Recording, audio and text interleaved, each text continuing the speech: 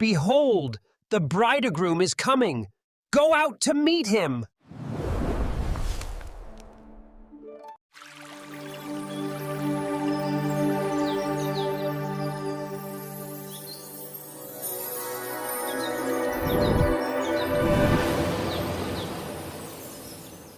మత్తయి సువార్త 24వ అధ్యాయము 36, 37 వచనాలు ఈ విధంగా రాయబడింది.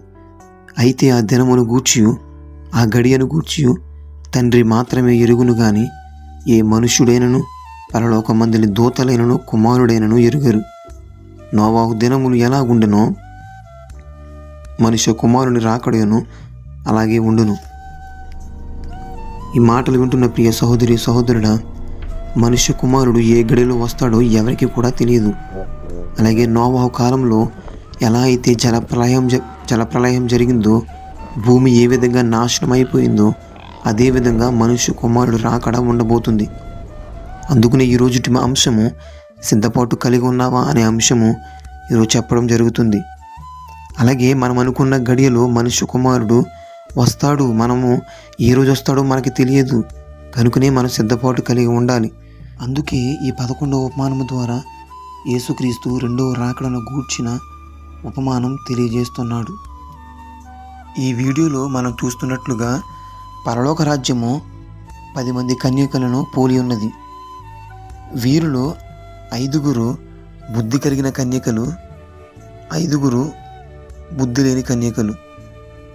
ఈ 5 బుద్ధి కలిగిన కన్యకలు తమ డివిటీలు ఆరిపోకుండా వారితో పాటు కొంత నూనెను తీసుకుని వెళ్తారు. తీసుకుని వెళ్ళి వారు సిద్ధపాటు కలిగి ఉంటారు. అయ్యో, మనుష్య కుమారుడు వస్తే కనుక మన సిద్ధపాటు కలిగి ఉండాలి అని చెప్పేసి వారు సిద్ధంగా ఉంటారు.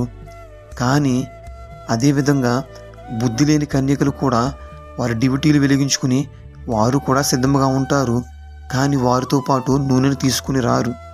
అయితే మనుష్య కుమారుడు రావడానికి ఆలస్యం అయింది కదా, ఇంకా రాడేమో అని చెప్పేసి వీరు నిద్రపోతూ ఉంటారు. నిద్రపోతున్న సమయంలో ఒక కేక వినబడుతుంది. మనుష్య కుమారుడు వస్తున్నాడు అని ఒక కేక వినబడుతుంది. విన్న వెంటనే ఈ సిద్ధపాటు కలిగి ఉన్న బుద్ధి కలిగిన కన్యకలు వీరు సిద్ధపాటు కలిగి ఉంటారు. ఈ బుద్ధి లేని కన్యకలు, అయ్యో మా నూనె అయిపోతుందే, మా డ్యూటీలు ఆరిపోతున్నాయే, కొంచెం మాకు నూనె ఇస్తారా అని చెప్పేసి ఆ బుద్ధి కలిగిన కన్యకలను వీళ్ళు అడగడం జరుగుతుంది.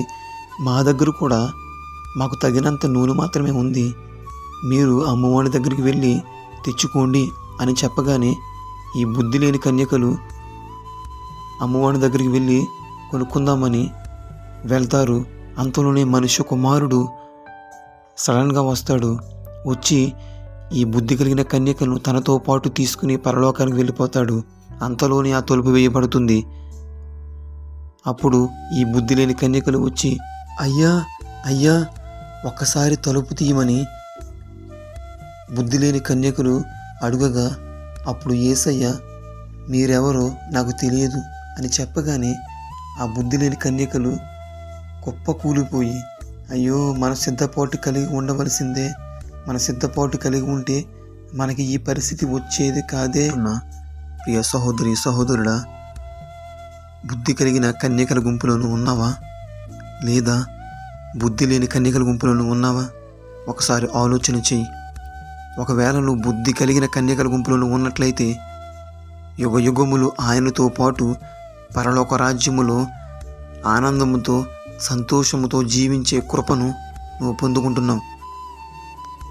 ఒకవేళ నువ్వు బుద్ధి లేని కన్యకల గుంపులో ఉన్నట్లయితే కనుక ఇప్పటికైనా తెలుసుకో, యేసయ్య నీతోనే మాట్లాడుతున్నాడు.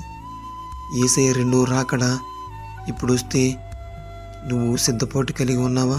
ఒకసారి ఆలోచన చెయ్యి. ఒకవేళ నువ్వు నేను చర్చికి వెళ్తున్నాను కదా, నేను మందిరంలో పాటలు పాడుతున్నాను కదా, నేను మందిరానికి అందరినీ తీసుకొస్తున్నాను కదా, నేను వాక్యం చెప్తున్నాను కదా అని నువ్వు అనుకోవచ్చు. కానీ 2వ రాకడ సమయానికి నువ్వు సిద్ధపాటు కలిగి లేకపోతే, నీ ఇష్టానుసారంగా నువ్వు జీవిస్తే నరకానికి నిన్ను సైతానుగాడు ఈడ్చుకు వెళ్తాడు. ఒకవేళ నరకాన్ని నుంచి నువ్వు తప్పించుకోవాలని ఆశపడితే కనుక ఇప్పుడే యేసయ్య చెంతకురా. యేసయ్య నిన్ను దర్శించి పరలోక వారసునిగా చేస్తాడు.